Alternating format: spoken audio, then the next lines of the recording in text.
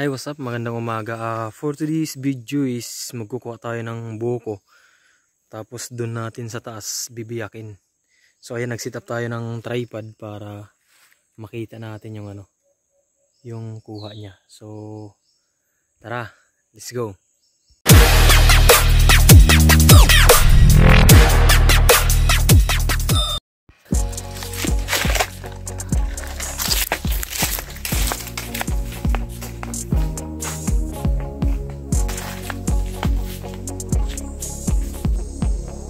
Ayan, dito sa part na to is inakit na natin.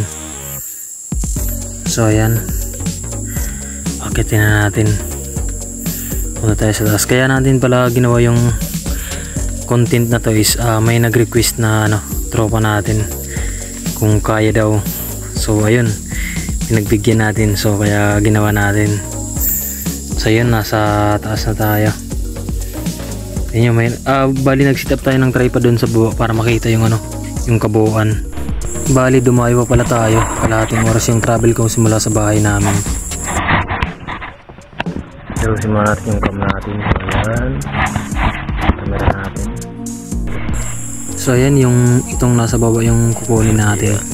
Tapos dito na natin bibiyakin sa taas. So ayan, medyo malikot yung camera natin kasi wala tayong naghahawak saan maganda. Kumbaga lang to, solo lang. So ayan, pinipitas ko na yung bunga dyan. Pinipitas na natin. So dito natin bibiyakin sa taas. Bali na magandang adventure to o thrill. Bali gustong gusto natin to gawin. Kasi parang pag nandun tayo sa taas, parang nakaka-amaze. Bali nasa taas tayo. Gubat pa to. Literal na gubat. Bali dinayo natin. Kalahating oras yung travel. So ayan, bubutasan na natin para makainom tayo ng sabaw. Bali maganda pala to sa sa may mga UTI yung buko. Maganda yan sa may mga UTI kasi nakakalinis yan ng sikmura. Kasi nagkaroon ako ng UTI nung nasa Manila pa ako, kaya dito ako nagtitherapy sa probinsya. Nga pala, sa madadaanan ng video na to is pasubscribe naman po sa munting channel ko, Putong Vlogger. Tapos pa-follow na rin po sa Facebook page ko, Putong Vlogger din. Salamat. So balik tayo sa video. Napaka-delikado pala nito nung ginawa ko to, kasi muntik akong mahulog dito. Grabe, ganda pala ng view dito sa taas, napakaliwalas. So ayan, bali tatanggalan na natin, bubutasan natin. So ayan, bubutasan natin siya para makainom tayo. Medyo limited lang yung galaw natin kasi inahawakan natin yung camera, tapos itak, tapos ang hirap pa magtaga dito sa taas. So kaya yan, pahirapan yung gawa natin. Ayan, bali sa dulong part nito is imimute na natin, hindi natin siya nalagyan ng voice over. So lagyan na lang natin siya ng background music. So ayan, dito na, bali malapit na siyang butasan. Nahihirapan tayo kasi yung kaliwang kamay natin is may hawak na camera, tapos nandun po hinahawakan ko pa yung yung buko. So kaya nahihirapan tayong magtaga kasi ingat din, baka ma-chop yung kamay natin. Grabe, yari tayo. So ayan, nabutasan ko na yung yung buko. So ayan yung dun sa pinagbutasan ko. Tapos inom na tayo ng sabaw. So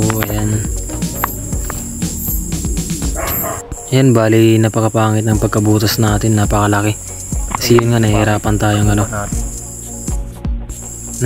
tayong magtaga. So ayan, inom muna tayo ng sabaw. Bali yung pinuntahan natin is napakatahimik, puro mga ibon lang yung maririnig natin. Tsaka delikado dito kasi may mga malalaking ahas dito. Maraming nagsasabi na ingat-ingat lang daw pagka dadaan dun sa may mga gubat na parte, kasi may mga malalaking ahas dito.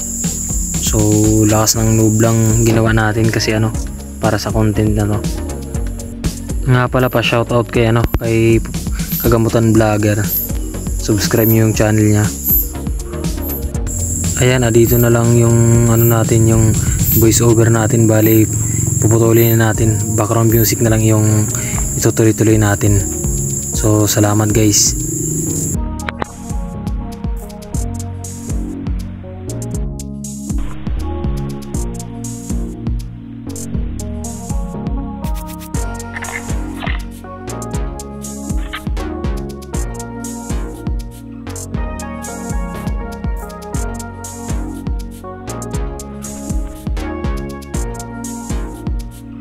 So ayun, bali tapos na tayo mag-video. So bababa na tayo. Hindi na natin kukuha na ng video kasi mahirap bumaba pag may hawak na camera. So yun, bali bababa na tayo.